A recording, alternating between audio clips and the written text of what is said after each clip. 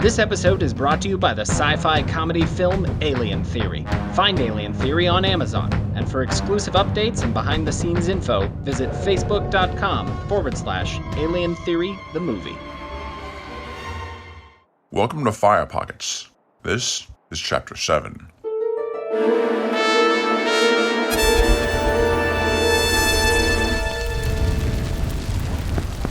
Yeah, hi. I just picked up Danny's reporter. There's a huge forest fire all around me, but I'm at the base of this water tower in a clearing. In case I die, my name's Angelica Walter Hardy. You might know me as Fang Mask Cloak Lady, which is admittedly pretty cool. Except now I don't have my costume anymore because this stupid jackass Chosen One guy robbed me while I was using a public restroom. Who robs you in a public restroom? I saw him jump off that water tower just now and get electrocuted, which melted him, and now my whole mask apparatus he was wearing is melted and deformed. I worked hard on that. I did a mold. Time was spent. My cloak survived and fell out of the tree, but he stretched it out. It's useless now. So look, I just want to set the record straight on some things. I'm not in love with Danny Vanderwilks. He's a very frustrating person. Do you know how much he's burned to the ground? He blows up everything. And now he's got all these fire pockets trying to kill me. I was doing fine in this apocalypse before he came along.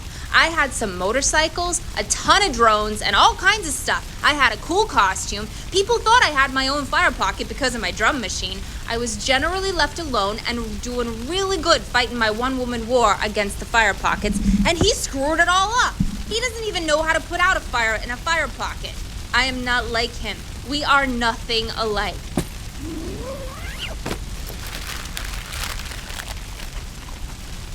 I'm just having a little snack while the fire burns all around me. Never die hungry. Also, my little lobster pet needs to eat. Danny abandoned him and me 2 dinosaurs. I named the lobster Sparkplug, by the way. How could anybody say I love Danny? I've been killing jerk people right and left during the whole apocalypse, and just because Danny is really hard to kill doesn't mean I love him. I came here to try to kill him, again. But now I'm trapped in a wreath of fire with no escape. I'm just moving on to the water tower. The fire's worse. So, okay, while we're setting the record straight, submarine captain lady, she's awful. She's from another dimension and wants to organize all the little fire pockets together to take over reality, which is crazy. My whole thing is kill the fire pockets. It's been said I'm trying to team up half of them against the other half, but really I want them all gone. They say there are people trapped inside, but my thought is, if you kill a fire pocket, you don't kill the people inside it. You just swing the door shut so other realities stop bumping against each other. These fire pockets are destructive. And the calling scope is just some tech a bunch of conniving people made to try to control the fire pockets. The Chosen One thing is just good marketing. The calling scope works by implanting people with a chip or something that tunes them to certain fire pockets. That's what I heard. And the whole idea is to make you into little obedient foot soldiers to talk to the fire pockets and ultimately manipulate and control them. It's so dishonest and stupid. The people behind the calling scope aren't about freeing anyone stuck in fire pockets. They're about controlling the fire pockets, just like submarine captain lady wants to control them. Everyone's trying to control the fire pockets like they're precious resources, and they're using misinformation to do it. I'm the only one who wants to kill all the fire pockets and put the world back to how it was. And since lighting fires in fire pockets only makes them mad and grow bigger, Danny is a threat and he needs to die. Because all he does is burn stuff. Huh. A radio just fell from above. Getting it. Hello? Hey, yeah. So 2 things. 1, your voice carries. And 2, everything you said is wrong. I'm not talking to you, radio guy. There's a broken ladder down there. Like, the top 15 feet of a big ladder got kicked off. See it? Can you grab it and bring it up to Danny on top of the water tower? No. The piece of ladder is sitting on a grass fire right now. I'll get burnt. He's worth it. I'm not burning myself over a ladder. I'm actually trying to find a way to kill Danny still. Don't do that. He's the Chosen One. I know you fudged the stupid calling scope's data to make him look like the Chosen One, but there isn't even one Chosen One. Everyone is eventually told they're a Chosen One. You're all errand boys. Are you serious? Yes. I killed like 16 clowns and several confessed that to me. So these were coerced confessions. No, like 5 of them told me up front before I started torturing them. Okay, that's legit then. Damn. You know, I kind of suspected. Well, now I want to help you kill the fire pocket. Except I'm stuck in one and I don't want to die. You are not stuck in a fire pocket. Lady, yes I am. And I don't like it. Now all I want, honestly, is to put the world back to how it was. Danny wants that too. You seem open to it, and we need to work together to make that happen. How is Danny important to that? He thinks he's the chosen one. We can make him do stuff like kill certain fire pockets. Chosen ones are super easy to make do things. How can he kill a fire pocket? I still don't know how to kill a fire pocket. You play sounds from one fire pocket in another. That's what the experts think. He's been recording everything, so it's like he's armed. Yeah, I heard that theory. I don't think it's true. You also probably think the fire pockets are a dimensional rift. Yeah, what's your latest theory? Aliens. You're going with alien theory? I'm going with alien theory. I love me the alien theory. All right, I'll help you and Danny kill some fire pockets. But if it works, the deal is we have to kill Submarine Captain Lady right away. Like, she's the first target after we know what we're doing. No, Professor Mighty is the first target. Oh, leave him alone. I thought you wanted to blow him up in the mine shaft. That would have been a fine outcome, but I was mostly just messing with Danny to try to kill him elaborately. I was bored. You're sick. I think I love you. What was that? Danny just jumped off the water tower and landed exactly on the Chosen One guy, who did the same thing earlier. Danny's in a tree now. That was stupid of him. Nah, the power cords that killed the first guy burned out and acted like a net. Danny's climbing down now. Wow, he's a fast little squirrel. We're still surrounded by flames, and he's running this way. Hi, give me back my recorder. This is Danny Vanderwilks, once again reclaiming my podcast. Fangmask Cloak Lady and I are surrounded by a wreath of fire. I told them. You told them what? I filled everyone in, with everything. We're teaming up now. We're what? Yeah, man, we worked it out. You really are the chosen one, and the three of us are gonna kill all of the fire pockets and restore the world. Sound good, buddy? Kill them? But there are people trapped in there who need help. No, we think killing the fire pockets will just put everything back to how it should be. But Radio Guy said the Chosen One has work to do to help people. And that work starts with killing the fire pockets. Your chosen one ability to do that makes you special. Hey, quit running away! Where are you going? I ran into the fire. I knew it. The fire isn't hot. Forget you two and your plan of lies. That whole tower situation, Canterbury, the whole town, was inside a fire pocket. A big one we could all see. I'm back on the road near where the nice guy picked me up before. I think what happened was, when I got sucked into that fire pocket with the bear, we got sucked into another fire pocket that was close against it, and that was Canterbury. I think that Radio Guy might have had some influence on that. Since he's in a fire pocket and navigating things with a friends group, he could have, phone operator switchboard directed me to Canterbury, where he wanted me so I could deathmatch the other Chosen One guy. If you can phone operator switchboard people through fire pockets, it makes sense he could have gotten Fangmask Cloak Lady to meet up there too. Radio Guy is orchestrating and manipulating. I don't trust people who orchestrate. I'm not joining Submarine Captain Lady's war. I'm not helping Fangmask Cloak Lady and Radio Guy kill the fire pockets. And I don't trust anyone associated with the calling scope situation. But I am gonna try to be the chosen one. I'm choosing to help people in the fire pockets. I think we had a giant incident. It was a thing where different dimensions and times collided. And I think that people who went missing off the face of the earth ended up stuck inside the fire pockets, just like Radio Guy is stuck. And I think they need help to get pulled out of these bubbles and brought back into this reality and time. Maybe the universe got tossed like a salad and I'm the fork to sort. So, if you're out there and you hear this podcast, I'm looking for you. I need friends. And I'm not talking to you, Fangmask Cloak Lady, and Radio Guy Liar, and Professor Mighty, and Sedgwick, and definitely not you, Dr. Craw. I need new... Ow! Ooh! Oh, wow! Clippy! My pet lobster must have snuck onto me when Fangmask Cloak Lady handed me back my recorder. You stowed away! I need friends like you. I'm in an airport. Well, it sounds like there's an airport here. Really, it's empty and bombed out. Like the train station where I first met Fangmask Cloak Lady. You could hear the trains, but you weren't, in a fire pocket fully. This airport's like that. It's nice and gentle, non-lethal. Unlike the dinosaur and submarine fire pockets where there are clear consequences. I've arranged a meeting here with a potential recruit to help me save people from the fire pockets. Here he comes. His resume says social influencer. I have high hopes. Ah! Who the hell are you? Hello, Mr. Vanderbilks. My name is Linus. Linus McCreary. He's a clown. He's a clown from the fallen city, and he has a gun. Oh, don't worry about that. Some guns are meant to be a threat, while others are meant to be, well, a potential threat. But here, you can hold it for me if it makes you more comfortable. Ah! I'm sorry. That was a misfire. Here, take it now. Uh-huh. Please, sit. I want to join you. I have a lot of experience influencing the social creatures we call people. This is a trick. I am leaving the clowns, my friend. I wish to end this new world order of chaos and reset things back to how they used to be. Perhaps with fewer nutjobs running around, but live and die by the sword is something I'm open to debate with my future colleagues, provided they have sound logic and reasoning. I can tell you, the clowns do not possess these skills, though they often think that they do. Then why are you still dressed like a clown? The apocalypse has limited my wardrobe. There are all kinds of clothing stores around.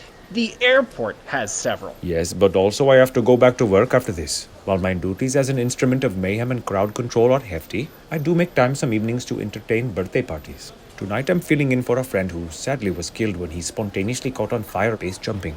I believe he was chasing you. So, do I get the job? Nope.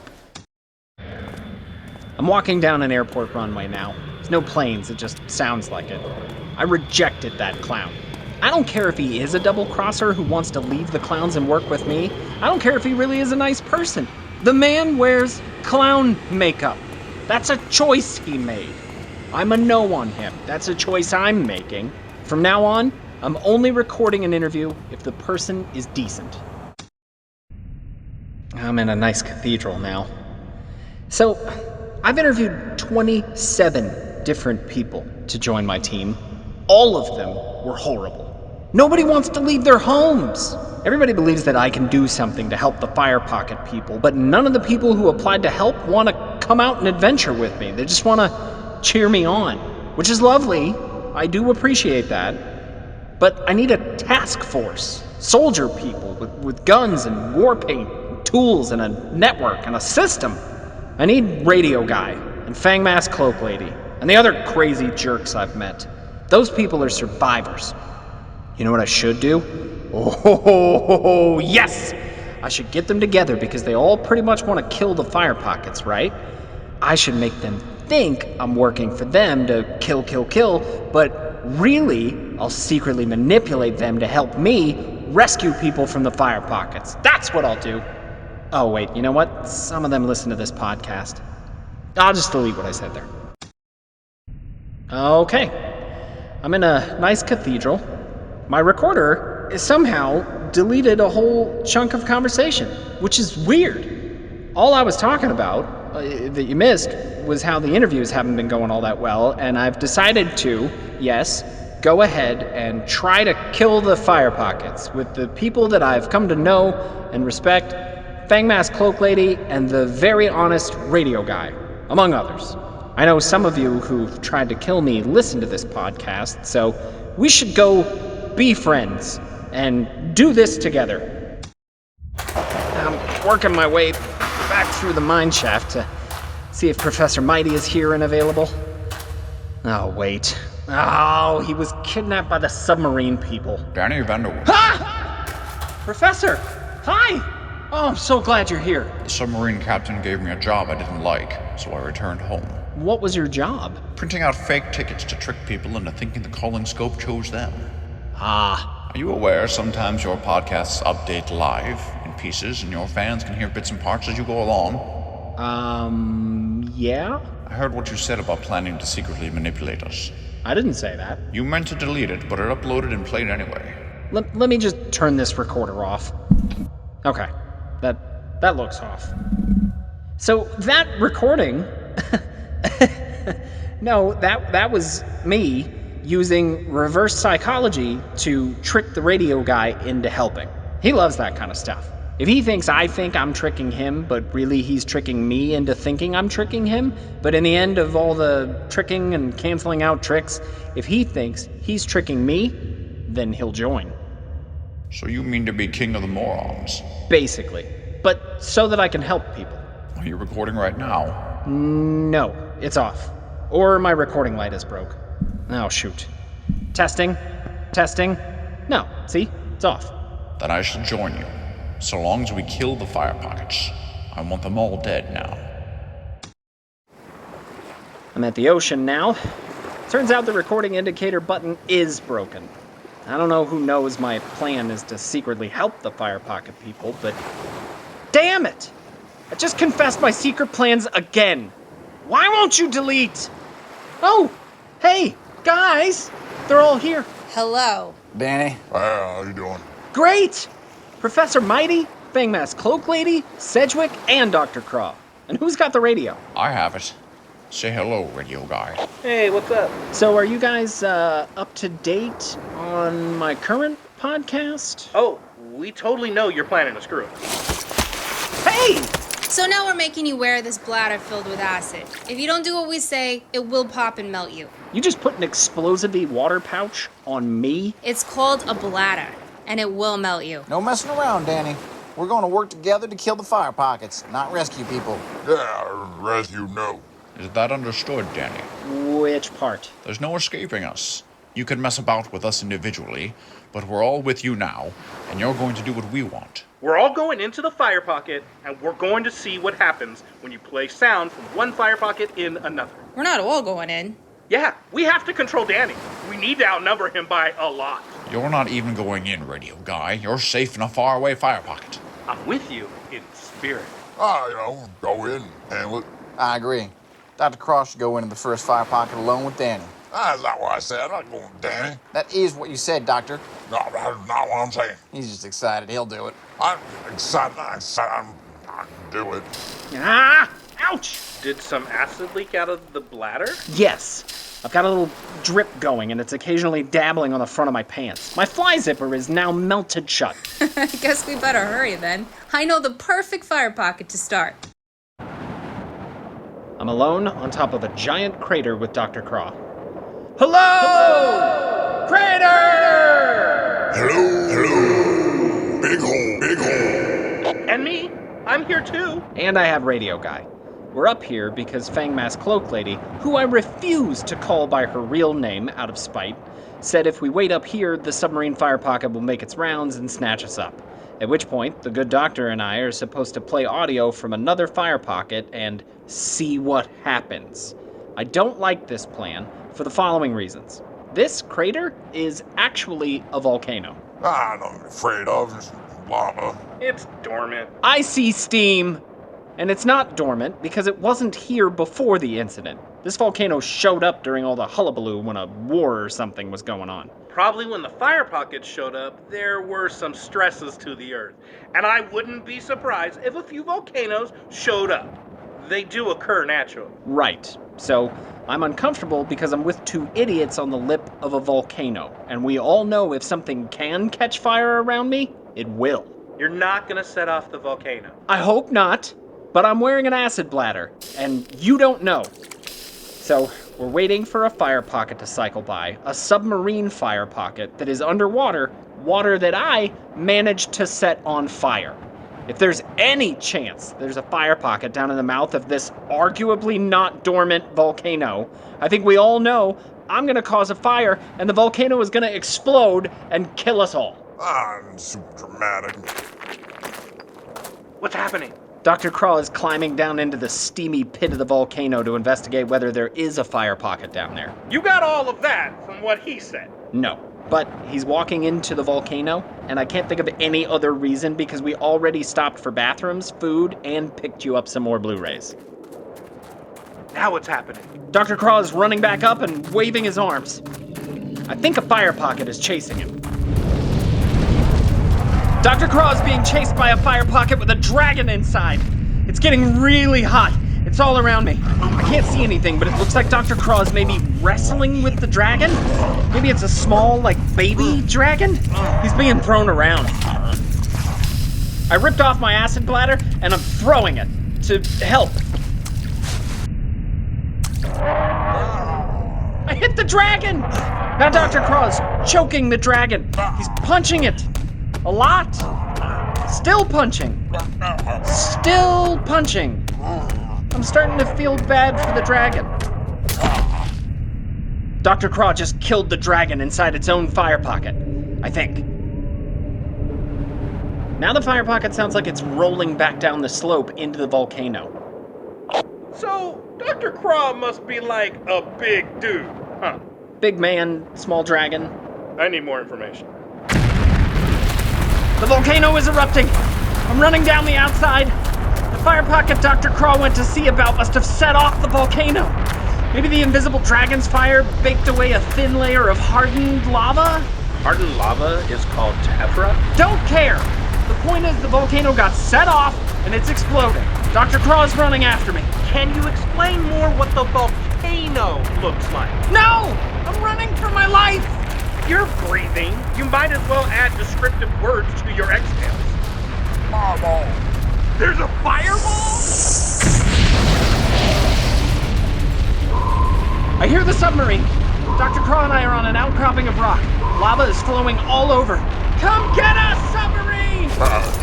What are you doing? Porter. Dr. Craw, let go! Let go.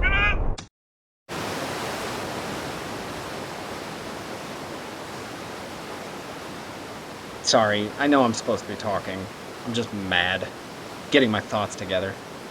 I'm on a raft, out in the ocean now. I got my recorder back. Dr. Cross stole it and started playing back a section from when I was in the dinosaur fire pocket. He threw my recorder up into the air and it passed through the submarine fire pocket.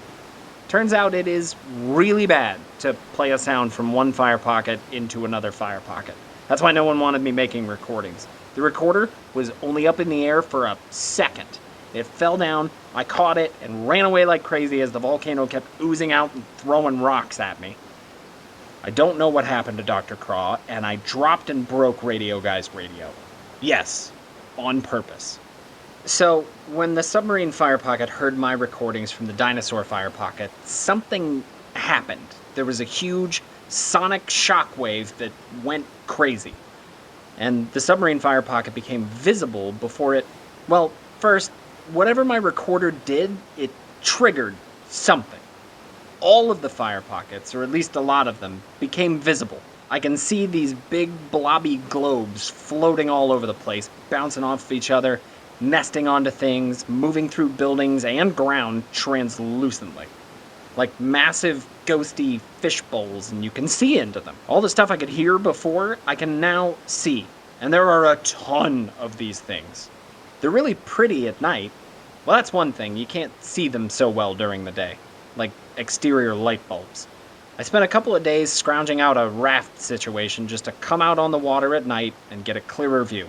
Every direction I look, I can see at least 3 fire pockets. They're globes, but really they look like windows into other realities. Some of them are aware of Earth, some of them are not, some are just existing, minding their own business. Some have people trying to get out of them and yelling for help. I can't get up to them. I'd need a jetpack, and mine exploded back at the baseball stadium. Oh, and the submarine fire pocket? It died. Like my recorder made the whole thing melt. Everyone in there just melted and dissolved. My horse, who they kidnapped before, he got out and ran off, so that's a silver lining. Fang Mask Cloak Lady was ecstatic. Professor Mighty said, "Well done, Danny boy." Dr. Craw was like, and Sedgwick hugged me. So, I made friends, just not the friends I wanted. Now, there must have been something legit about the calling scope. I don't think it picked anyone to be a real chosen one, but I do think anyone who stuck their head into it got marked or synced up or something, because now, guess who are the only people who can now see the fire pockets? Me and anyone else who stuck their head into the calling scope. That's maybe a few hundred people, I'm guessing. Us chosen ones. Everybody else, most people, still can't see them. So, people are starting to come out of hiding, and they're using people like me, we're called fire pocket peekers, to point out where the fire pockets are so that they can attack them. It turns out you can fire bullets into a fire pocket, and they can't hit you back.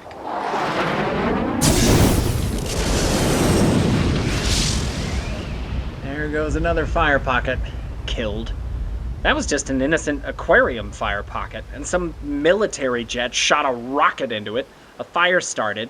The fire pocket got bigger for an instant, but then exploded and wiped out. You can't put out a fire in a fire pocket, but you can overcook it, and if you damage it enough, you can kill it.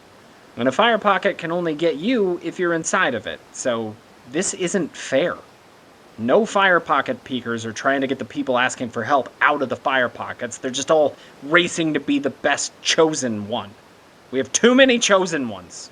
Everyone's just trying to get rid of the fire pockets like they're these massive, annoying jellyfishes, and I refuse to be a fire pocket peeker. What I want to do is make the fire pockets go back to being invisible, stop the attacks, and neuter all these other chosen ones. So, I tried something. I threw my recorder into another fire pocket, but nothing happened. I played my recorder in reverse and threw it into one, and nothing happened. The sun's coming up now. It's harder to see the fire pockets, so they're marginally safer now. Wait a minute. I believe that radio guy telephone operator redirected me from a space fire pocket to the Canterbury fire pocket that one time. And I think with his friends network and people all working with the calling scope scheme, he had a way to remotely move me between fire pockets. If you can do it with one person, and the bear was with me too, why can't you do it with all the people and creatures? What if I figure out a way to move people from one fire pocket to another? I could shuffle the people who are stuck, maybe all of them, to the same fire pocket. Like a shepherd. Like a Pied Piper. Like a fire pocket people Pied Piper. Once they're all together, maybe there's a way I could get them out and back here where they want to be. And of course, I'll have to pick a fire pocket that can stay safe and the military won't find because they're killing the fire pockets one by one! I have to stop these fire pocket peekers. I have to find Radio Guy and make him show me how to slide people between fire pockets. I'm gonna get everybody out. I'm gonna get you all out!